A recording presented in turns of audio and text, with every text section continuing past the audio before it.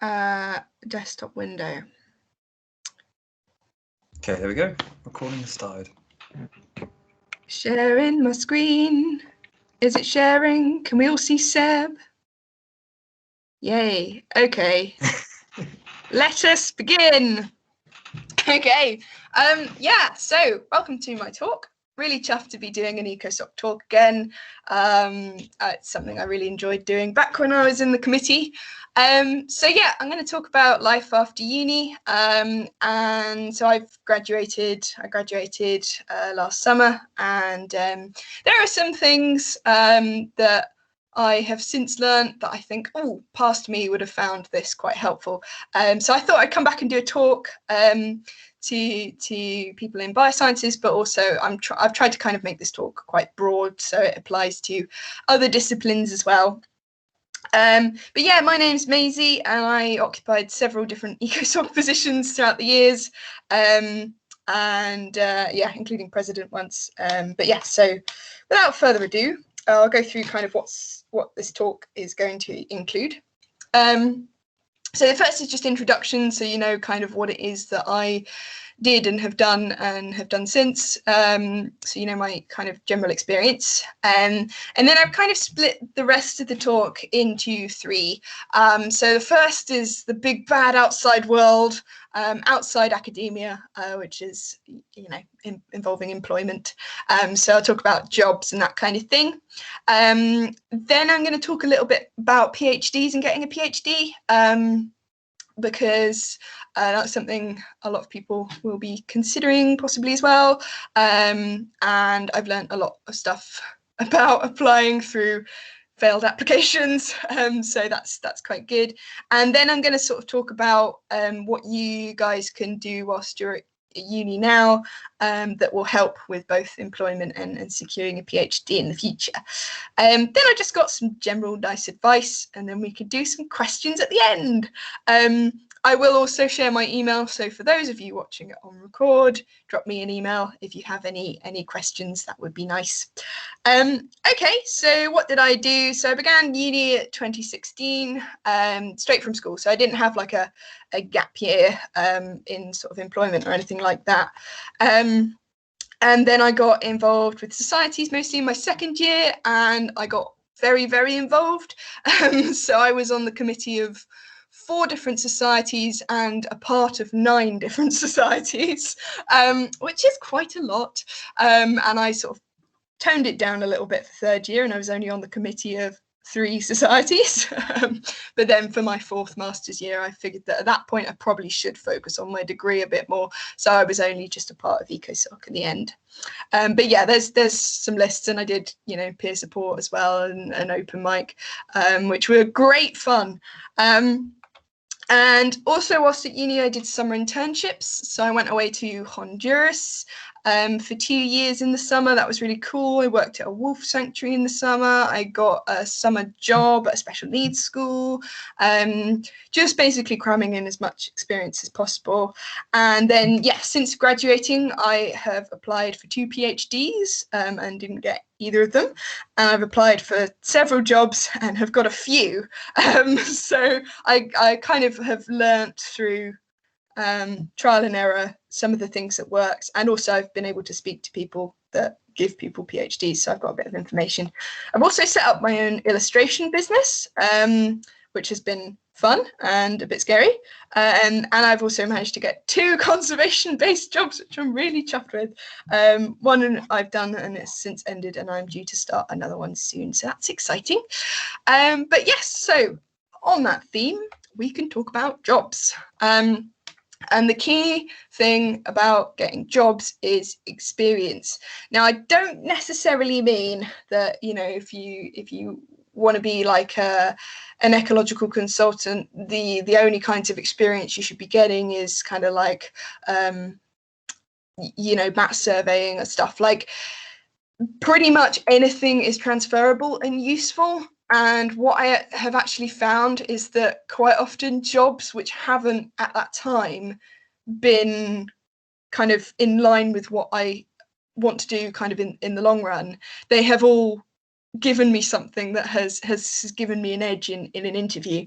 I mean, one of the easiest examples is, I spent a couple summers working in a special needs school, and at the time, it was fun. I really enjoyed working with the kids, but it was kind of like, oh, this isn't exactly kind of what I want to do long term, and that kind of made me a bit sad. But then when it came to applying for a job on the Bat Conservation Trust's helpline, they were like, oh, have you dealt with any sort of difficult scenarios or conflict before? And it's like, well, yeah, actually in special needs school, I mean, sometimes the kids would get very upset, and that kind of thing. So it was like, oh, there's a bit of experience that I didn't know at the time would be helpful, that then sort of helped with an interview. And that happens an awful lot. So if you're, I know it's different with COVID, but, if you're working on a cafe and your goal is to be, a research scientist, don't feel bad. Like, what you are learning now does help. In terms of conservation jobs, they are very competitive, and especially at the moment, with COVID, because a lot of very skilled people, have been sort of losing their jobs or been put onto less hours, and so they're competing alongside, us graduates and stuff. So yeah, COVID makes that trickier, but generally conservation jobs are quite competitive. So the things that help, certainly driving, that comes up an awful lot, especially if you want kind of an outdoorsy ranger style role, because you'll probably be needing to drive to some pretty remote woodlands, to help with like woodland management and stuff. So it does really help to have that under your belt, but it's not impossible. I can't drive, and I've got conservation jobs, but it is something that does come up on the application quite a lot, and it also helps to have volunteered for some time already. So I was volunteering with the Bat Conservation Trust, not particularly thinking that it would lead to a job. I just love bats, and I liked working, doing like little illustrations and stuff, and that kind of got my name out there, which is quite a helpful thing if you did want a job in the long run. And yeah, basically don't be disheartened. Whatever you end up doing, you'll learn something from it. And you can also start up your own business. I mean, it does help to have some savings and some funds to tide you over. Like, don't just jump off the scary cliff and without sort of doing your research first. But one thing that is really helpful, that I found, is that the government have a skills toolkit. Now, it is a little bit, Fatima retrained in cyber, but there are some really nifty courses on there that are for free, that can teach you kind of a little bit of the kind of entrepreneurial stuff like bookkeeping and finances. And there's some other stuff on there about like coding and personal development and stuff. So yeah, if that's helpful, do check that out, because yeah, that looks pretty good, and it's free. But yeah, so job applications, I wanted to go through a little bit about kind of what I did wrong, so you guys don't make that mistake. So one thing that's really key is when you get a job description or a person specification for a job application, address every single point. Even if your experience is a bit tenuous, like as long as you've mentioned that point, it's really key. This is because when people go to mark job applications, initially it'll just be a ticking exercise. So if they've mentioned this, they get a tick. And then depending on how many ticks you get past a certain threshold, you won't get called for interview, or you will get called for, yeah, basically you need a certain number. So it does really help to address every single point and also spell it out. So in some applications, I was like, oh yeah, I've kind of covered that point in my, in my general experience kind of column. But, you do have to spell out in the kind of the main kind of address why you're the best person for the job, because then it's easier to spot and easier to get those ticks, and then you get called for interview. But yeah, sometimes you do need to hide your degree, as heartbreaking as it is. So to give you kind of the example that I had, so I applied for hobbycraft, and I'm quite an arty person. I think I would have been quite good for the job, because I do really know my paints and know my art styles and stuff like that, and it's something I'd really enjoy.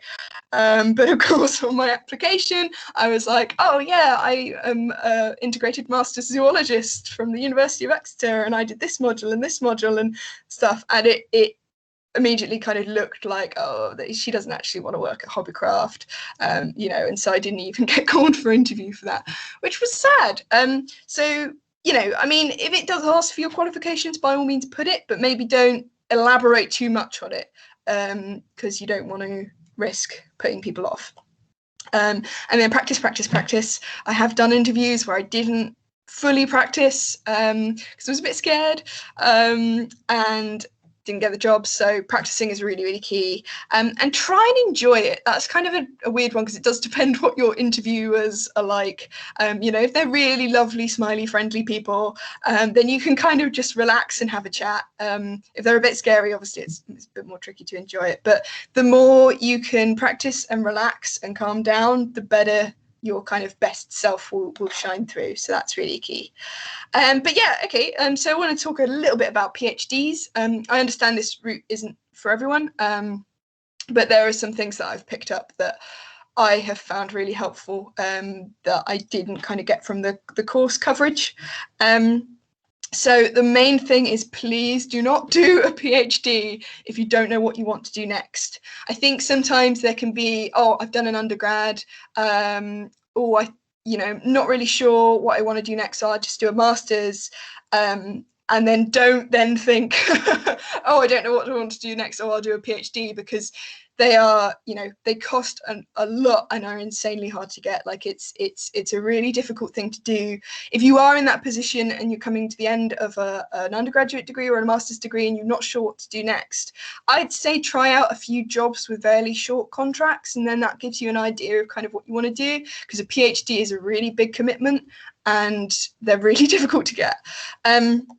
So there's kind of two different ways if you are set on this route, to do them. So there's like the self-generated PhD, and then there's kind of my preferred version, which would be to apply for a position.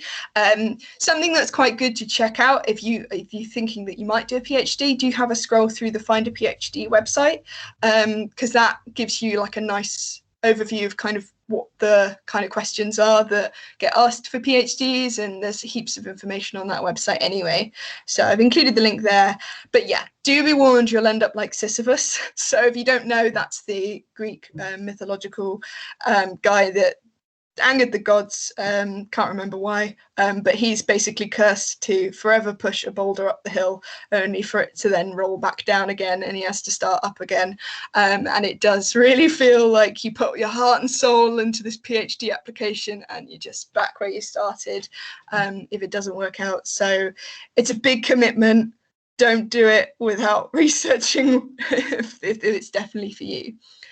So to kind of look into like the self-generated PhDs, so the benefit is that you get to do what you love. So you come up with a question that no one's looked into before, that you've come up with yourself, and you want to study that for a number of years. But different disciplines vary with how feasible this is. So for example, with biosciences, it would be a bit trickier to do self-generated, just because of funding, which I'll explain. But some of the more creative topics, obviously it makes more sense if that makes sense to do kind of like a self-generated idea rather than a question that has already been developed by an academic. These are the hardest kind of PhDs to secure and fund, and I'll explain a bit about that. So if you think about there's an organization with a pot of money, a grant, and you go up to them and you're like, I am a master's graduate, I have had 3, 4, 5 years experience researching, I've got this idea and I'd like you to fund it. But then a professor comes along and's like, oh, I'm a seasoned professor in this topic, I've had 30, 40 years experience of doing these scientific things, I've got a student that is a really good candidate, give me the money to research this. You know, the organisation, the grant organisation, is going to give the money to the safest bet, which is going to be the professor. So that's why it's really hard to fund self-generated PhDs. But again, disciplines there is a vary. So yeah, personally, it's not for me as much as I really loved doing self-generated questions for my 3rd year and 4th year projects. Yeah, and I would love to come up with my own PhD ideas. It can be very difficult to kind of do that off your own back without the support of an academic who has kind of developed the question with all their expertise. So the alternative then is to apply for a PhD position. And the key thing for this is skills. So I was fortunate enough to pick the brains of someone that does, you know, award PhDs and that kind of thing, PhD positions. And they were saying that skills are really important. So things like analysis and a good understanding of statistics are really key for biosciences positions. GIS is something that comes up, and quite a lot of genetics and genomics are also kind of big key things in conservation at the moment. So that was really cool to kind of find out that sort of insider knowledge.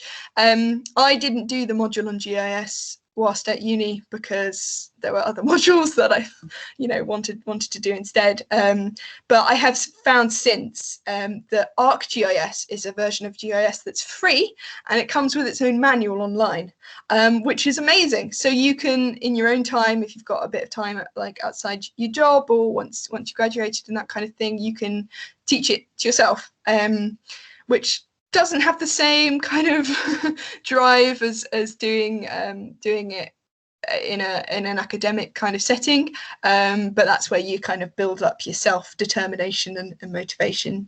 And then there's the having publications. Now, not everyone does have publications. Not everyone's undergraduate and master's research lends itself to publications, but they are really good things to have if you've got experience of that. So options whilst you're at uni, there's the undergraduate STEM journal, which I really recommend submitting articles for. That was really fun. That's something that I've done 3 different times.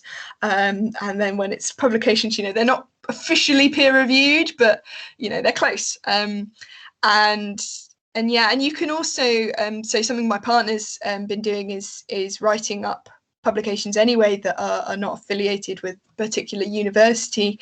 I mean, it lends to sort of his discipline because he's a historian.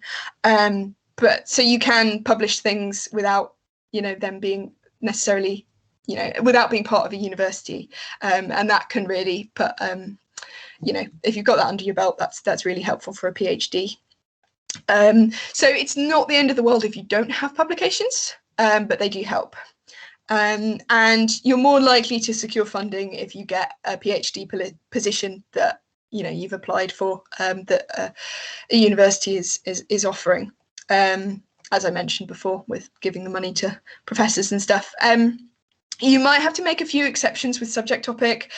So say if you really have your heart set on studying, you know, lions, for example, and you end up with a role studying cheetahs, you know, it's at least you've got a PhD position. So you sometimes do have to make exceptions. And positions do vary in competitions. So within biosciences, you know, studying, you know, lions in the Serengeti is going to have so many more applicants for it than studying, you know, microbes in a test tube. So, you know, if you're into microbes, you've got an edge here. But if, like me, you do find, well, I prefer non-charismatic megafauna personally, but, you know, generally the larger the animal, the more tricky it is to get a PhD studying it. And even if you do apply for PhD positions, it's still really hard to get them, but it's worth it. Once you've got the PhD position, though, then comes the question of funding. Sorry if you can hear my cat, she's trying to break into the room.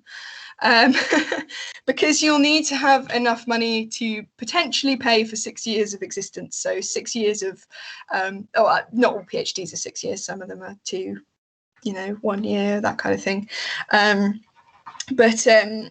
yeah, so that's, 6 years of bills, potentially, rent and that kind of thing. And you'll need that money. So there are kind of 4 ways of doing it.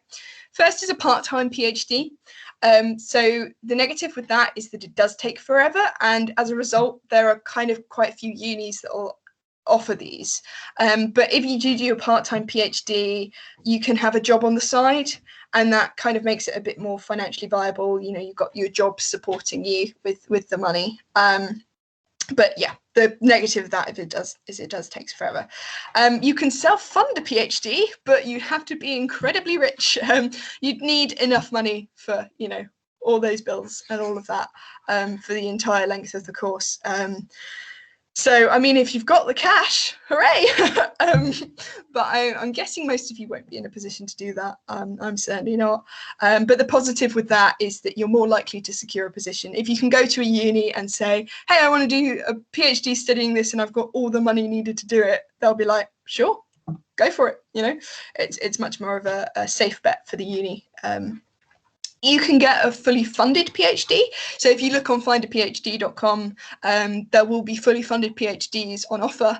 But as you can imagine, the competition for these is insane because they are amazing opportunities. So they're going to get a lot more applicants. But basically, so it's you'll be given like a stipend.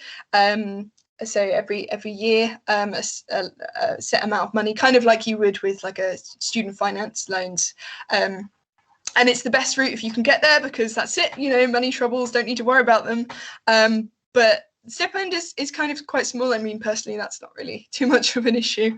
I can live on a budget, but yeah, the main issue with these is the competition.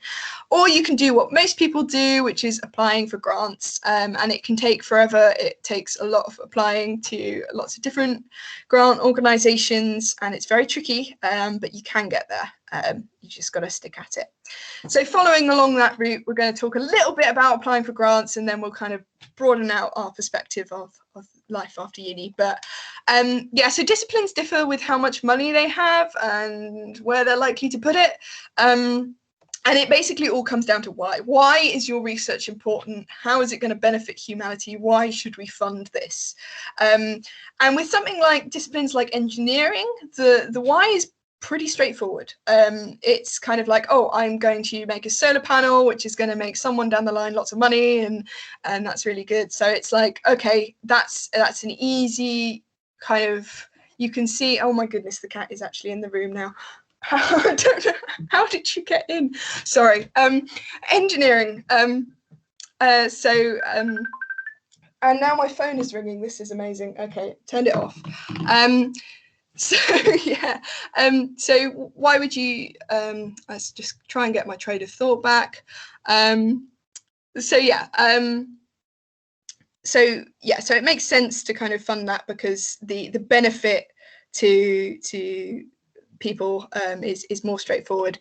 With biosciences, particularly kind of quirky conservation or just biological questions, the why is kind of less clear because of generally misunderstanding. Obviously we know as people in Ecosoc that every animal it plays a part in the ecosystem, and they're all very, very important, and without them humanity would just perish. But not many people necessarily have this understanding that are in grant bodies. I mean, some of them do, but so it's a bit less straightforward. And then kind of with disciplines like the humanities and history and stuff, it can be very hard to convince people to give them the money, because it's like, oh, it's history, it's in the past, and it's just so frustrating, because I mean, personally, I see all disciplines really equally important and important for the progression of humanity. So it shouldn't be like this, but it is. So whenever you're doing an application for a grant, you've really got to think of why is this research important? And yeah, that's kind of a main thing with that. But let's zoom out again and instead zoom in on what you can currently do at uni to help with the first two things. So getting jobs or getting a PhD if that's what you want to do. Obviously, things are a little bit different with COVID, but one thing you can still do is definitely be on a committee. I cannot stress how great it was and worth it as well. There is the Ecosoc elections coming up, so please, there is no harm in submitting an application, and if anything, you only stand to gain. So it's a really good opportunity, and yeah, so submit an Ecosoc application, and if you can be on more than one committee, that's also quite preferable. So in interviews, I was, they were like, oh, give an example of a team that you've worked with that worked really well and a team you worked with that didn't, and I was able to give examples from two different societies, not that I'm going to name any. Ecosoc was, of course, the good society with that. So yeah, the more different kinds of teams that you work with, the more you build up an understanding and experience. So yeah, it's insanely important for your understanding of teamwork. And it's kind of a safe space to mess up. So you can create events and practice advertising for events, practice your public speaking, and there's not really any kind of real negative consequences, like you're not going to get fired from your position or something like that. Obviously it helps to kind of put your weight in for a society role, but it's like I created like a festival whilst at uni, and it was it was just like a really good learning experience for me, and it was quite fun as well. But yeah, it's a safe space. And you can just keep pulling out examples for interview. Like pretty much every interview I've ended up doing, I have mentioned Ecosoc time and time and time again. So it's really good. And it's skills that will be useful for your entire life. So just not just teamwork, but as part of a society, you can also practice your public speaking. I ended up learning a load about kind of Photoshops and graphic skills and that kind of thing, which really helped me down the line. Social media advertising is something that employers are definitely quite often looking for, because it's becoming more and more of an important part of life, for better or worse. And it also gives you a good idea about risk assessments in health and safety. Another thing you can also do, again, COVID has put a spanner in the works for this, is do an internship. So these can be invaluable, especially if you can do them abroad, but not always. Like we do still have in the UK amazing internship opportunities here, there and everywhere. But yeah, again, you get that teamwork, you get that life experience, you can do research, but do your research before you do an internship. So check the costs and check if it's value for money. Do get other people's opinions that have preferably been on it already, if you know friends and that kind of thing, because sometimes it can seem really wow and exciting, and then your friend's like, oh yeah, I didn't think the food was great, or I thought it was kind of badly organized and that kind of thing. But equally, you might find this place that's not really public on social media, but it's, someone's been and they're like, oh my god, it was amazing, I really recommend. And things like accommodation and food are really worth kind of factoring in as well, whether they're included in that. Try and go with someone I mean, I did all my internships actually, with people I didn't really know very well, and that sometimes you can feel quite isolated if you're in kind of a new situation, so it helps to go with someone but if that doesn't work out, then you can still do it. And internships will be tough, particularly if you do them abroad for a long length of time. I suffered quite a bit with homesickness, but it was so worth it, and it just gave me loads of skills that have come up in interview quite a lot. So yeah, so if you're looking, here are two really nice suggestions. So Canahau is on an island off the coast of Honduras, and that's where I stayed for 2 summers, and they were really good. Africa Wild Trails is one of the ones that the previous Ecosoc president, Rob, helps organise. So she's got a really in-depth knowledge, and they're also really good. But, once COVID's gone, they're worth checking out. And you can also do hobbies and volunteering as well. These are really key. So have a think, think what are your hobbies and how can you use them to get closer to your ultimate goal, whatever that might be. Make sure you don't overdo it. It can, especially if you're volunteering for a committee, you can get wrapped up in it and then you're like, oh wait, I do actually have a degree. But it is definitely worth it for the CV gold, as it were.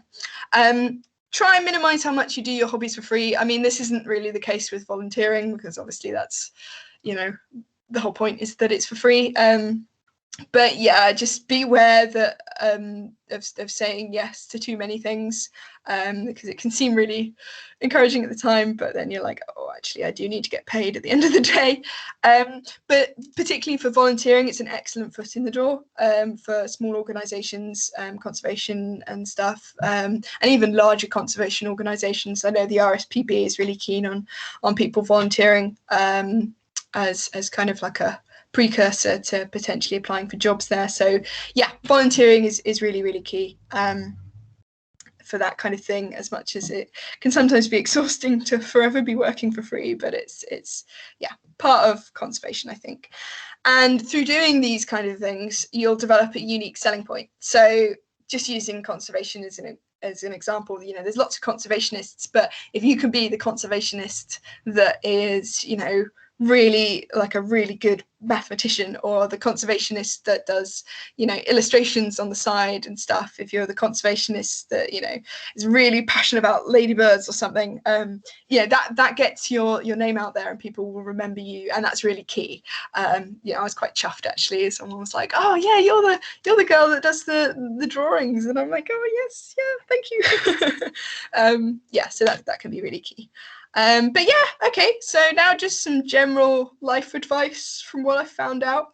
Networking, as I mentioned, getting your name out there, that kind of thing is really key. Again, it shouldn't be this way, but it is. So the more that you can attend Zoom conferences, try and have your camera on in Zoom conferences so people can relate names to faces and see you a bit more. Email organizations that you're interested in working alongside. Just getting to know people as much as possible really helps. And also be kind. I don't know, it's just like being nice to organizations or just people does pay off. I mean, altruism is often reciprocal and can come back round, but also just altruism for altruism's sake is really nice. The big bad world is scary, so give your friends nice LinkedIn reviews and that kind of thing, and that's really nice. And on that kind of vein, like the levels of competitions, particularly with the kind of economic climate that we're in at the moment, is really scary. So do help each other out. I think there is a tendency to kind of always be selfish, but be nice, and that does come around and benefit you in the long term. But also just be nice for nice sake. And whilst you're at uni, please do not panic that your life isn't together. Like, uni is just chaos. And I think that I spent a lot of time at uni kind of going, oh my goodness, I'm eating breakfast for dinner and dinner for breakfast. And like, I'm just, I have no structure to my day or anything like that. Like, that is just part of the experience. And I actually kind of miss that now. So please don't panic. It'll all be fine. and just enjoy uni because it is great. And don't feel overwhelmed by successful people. So there's that kind of imposter syndrome that people can feel. Like, I feel it. It's just scary. But remember that no one's really got everything together, and it can be tricky with that kind of thing, to believe that as well. But basically, you're doing good. And it also helps to kind of just have a good idea about what you want ultimately in a career, and kind of write that down, and have that somewhere. Like, obviously allow it to be flexible, because it could be that you have this idea and then you actually find out going down a different path ends up you're in an even more exciting place that you didn't even realize. But just kind of bearing your ultimate goals in mind can help you with decision making and directing your energies into the right place. But yeah, so I think that's all from me. As I've said, here are my details. So if you're watching this on record and you have a burning question, or you think that there's some advice thing that I could answer or know someone that does, please do drop me an email. As I mentioned, I did also set up my own business, so you can check out my Instagram. And if any of you have disposable income and fancy like t-shirts with pigeons and dung beetles on, do check out my t-shirt shop and my Redbubble shop, because I do lots of wildlife stuff there. Shameless plug, I'm sorry. but yeah, so that's all from me. Is there any questions? What is the process of making your either dissertation or master's kind of project into a publication? Okay. Yeah. So one of the sort of good things, but also tricky things, is that generally the research article length is a lot shorter for a publication. So for my master's research, I have had to cut my question into smaller and smaller pieces in order to write it up as a manuscript, and other things become much more of an importance, like authors' names and keywords and reference length and stuff, because obviously all the journals have certain restrictions, and also kind of looking into how much you would have potentially to pay to make it open access and that kind of thing, or pay for extra pages and stuff.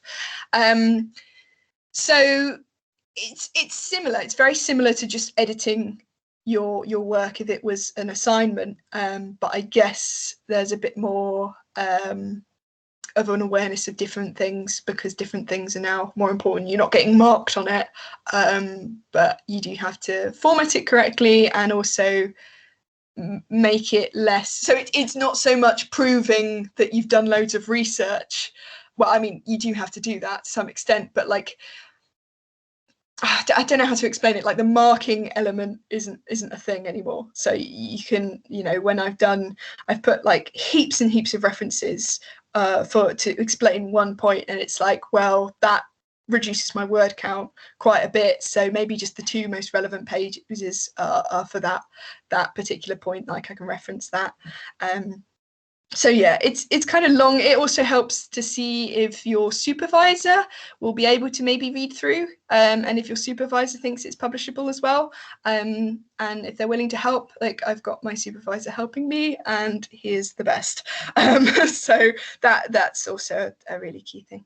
But yeah, hopefully that made sense. Yeah, thanks for that. There's a few questions popping in the chat. Danielle and Emily are asking about your illustrations.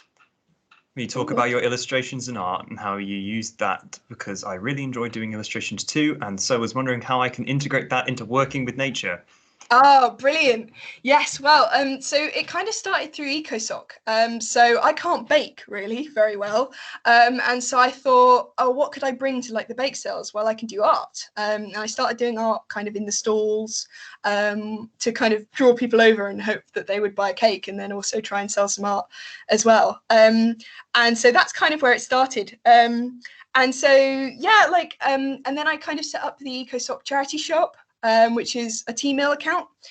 So certainly the pay, the print on demand services are really quite useful for this. So that's when you upload your designs, they make them as and when people want them, and then the profits, I kind of set up a system where I donate the profits to wildlife charities. So that's one way you can do it, for just kind of offering your help to charities and that kind of thing.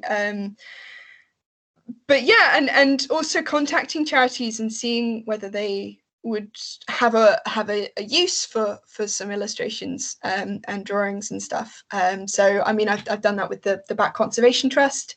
I illustrate for their children's magazine sort of as and when I can, as a voluntary thing. And so yeah, find a conservation organization that you like and say, hey, would that be a thing?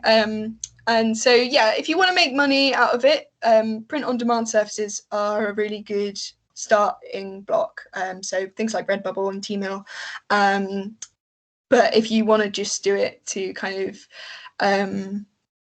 volunteer with the charity, then that can be even more straightforward. Like quite often, you can donate artworks and they can go for auction and that kind of thing as well.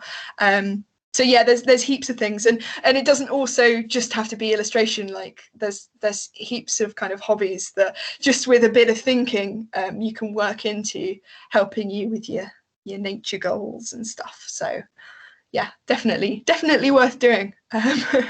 So yeah, do check out kind of what I've done. I'm also writing a website at the moment too, because that kind of gives you an idea of what's out there, and just do some research and see what there is. All right, thanks for that again. Danielle has also asked, how do you go about getting interview practice? Because I don't think I know that either. Well, apply for jobs. Yeah, so I practice just by talking to myself. Like, obviously, if you've never had an interview before, it can be a bit scary. But my first ever interview, I practiced it with my mum, who's obviously been in job interviews before. So yeah, friends and family are really good. And online, so I had an art interview the other day, and I'd never really had an interview for an art position before. So I looked up online, art interview questions, and I pretended someone had asked me them, and I kind of thought up answers and how I would do that. So online there are heaps of questions that you can practice, and I recommend also speaking them out loud, because with interviews it's as much about what you say as also how you say it. So it's the classic kind of stand in front of a mirror and power pose, or not really, but you can practice kind of coming up with ideas as well. And that kind of thing. So yeah, it's a lot of talking to yourself and or to friends and family, if they're about. But yeah, definitely worth doing before every interview that you get. Yeah, thanks again. I think as well, it just came into my mind that Career Zone, I think they offer mock interviews for both Falmouth and Exeter students about something or other. I think I had one of those way back. Yeah, I think that was that's good. something to look into. Yes, yeah, definitely. A bit more scary, but then that also mimics the scariness. So, Yeah, again, that's a safe environment to fail. You're on about societies. Yeah. There's no consequence for messing those up. Yeah, so, well, there is a little bit. I mean, your committee members might get a bit annoyed at you. No, I'm not about the committee. I'm about the interview. Like, you can't get fired for a job you're not applying for. Yeah, no. But yeah, thanks for that again. Danielle also asks, what kind of careers are you looking to go into in the future? Yeah, so I would absolutely love to get a PhD. What was worth doing with my PhD applications was, so I failed completely the first time, and then the second time I got a little bit closer. The academic actually emailed me, which is really exciting, and I really hope it turns into an opportunity.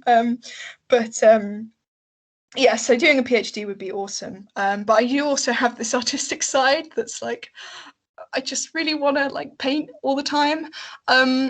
So I'm keeping things pretty flexible. Like, I know that PhD is definitely what I want to do. But also there are art opportunities that are coming up, because I've kind of pursued it and done a little bit into it. It's like, oh, that seems like a potential opportunity. I mean, certainly working for the Bat Conservation Trust would be awesome. And also there's quite a few bat conservation places worldwide as well, which are also very cool. Yeah, I have a lot of interests.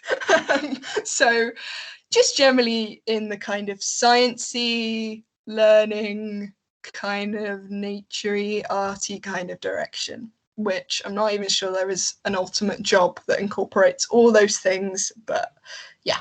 Yeah, it depends, because there's an element of it. My mum, because she's an artist as well, or amateur in her spare time, and when she was an undergrad, she got a volunteering job illustrating her lecturer's trilobites.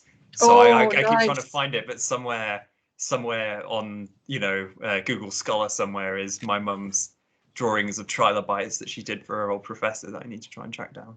But you try and find weird ways of using hobbies. That this is why if you collect skills, you just end up with just weird things that you can use them for.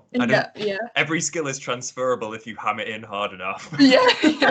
Literally. And I really recommend doing that, because even if it is a bit quirky, that gives you a unique selling point. One thing that I'm also kind of doing on the side is like learning British Sign Language. That's a really good one if you were kind of looking for something, because then you can potentially provide provide like a bridge to connect a whole group of people that maybe have hearing impairments to the thing you're really passionate about. You could tie that together, and also if you do put the time and effort in to be a British Sign Language interpreter, there's heaps of random and fun doors that can open up. Language is a really good one. Language again, is really to use good. the good old example of my mother, she became fluent in French, and she did joint honours in geology and French. Mm-hmm. And when it came to the end of her degree, she got a job working with Lafarge, which is this French cement company. So it kind of works, Every skill is transferable. You just need to wedge it.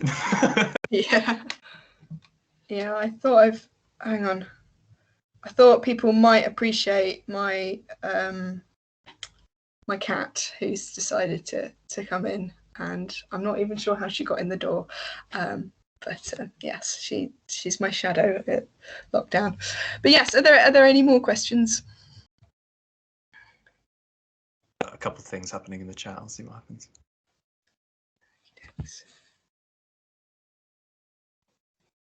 Oh, appreciation for the cat! Yay! She's actually turned up in in Zoom conferences before with the Bat Conservation Trust, and that was a bit embarrassing. It was like, oh no, but yeah, it happens. Another one. How did you go about learning sign language? So I'm not fluent yet, but there's this really cool website.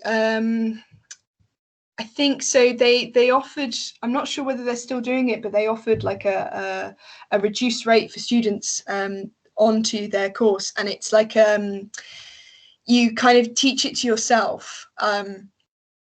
And it's kind of step by step. It shows you signs, and then it gives you like an assessment, and then by the end, provided your assessment kind of level throughout, you do actually end up with a proper qualification. So it's something you can do. I mean, obviously it really helps to be able to practice a language with someone, and so you kind of miss out on that, but yeah, I think it is called. Let me Is just. British sign.co.uk? Yeah, britishsign.co.uk. So yeah, that's really key. And there might still be, what originally got me interested in it, besides kind of working in a special needs school where we use kind of signs here and there, was actually there was a society at uni that did it, and I took a sort of short introductory course then, so that was quite fun. But yes, yeah, definitely worth doing, and yeah, it's good. Yeah. What would you say is the most useful skill that you've learned at uni? Teamwork. Examples of teamwork. Not just to be able to say that at interview, but also to work out what makes a good team, what makes a bad team. Yeah, I think that's really key. And I mean, generally kind of course skills as well, like R coding and that kind of thing for the research roles that I want to do is quite key. Yeah, for society wise and kind of extracurricular stuff, teamwork is invaluable. I was just like, the second a cat was coming in the room, he's like, she's gonna show a bum on camera. She always does that. She always does that. I don't know why. It's not particularly helpful for anyone, but Oh. Yeah. Yeah, there's a couple things happening in chat. How difficult is R coding? Mm-hmm. I hear it's something we have to do in second year. Yeah. I've just done that module, and it's kind of it's logic, and it's easier than if you've done A-level biology and you think that's what stats is, then It's not what stats is. it's not. There are concepts that you have to know and apply, but you have a brilliant teacher for it, Kelly Moyes, Mm-hmm. and it's practice, and it's useful because you can get away without knowing a lot. If you practice the method, and you can learn straight up, like, so I want this output and I have this input, and you can work that out. That's fairly easy. But in order to, you have to properly understand why the test is the way it is and why stuff like that happens, which Kelly drops in casually, but it's really useful to apply. Yeah, and I would just add on that don't be scared of it, because I think that can put you off. Be like, okay, this will be a challenge, but I can definitely get my head around it, because that mindset in itself is a really useful tool.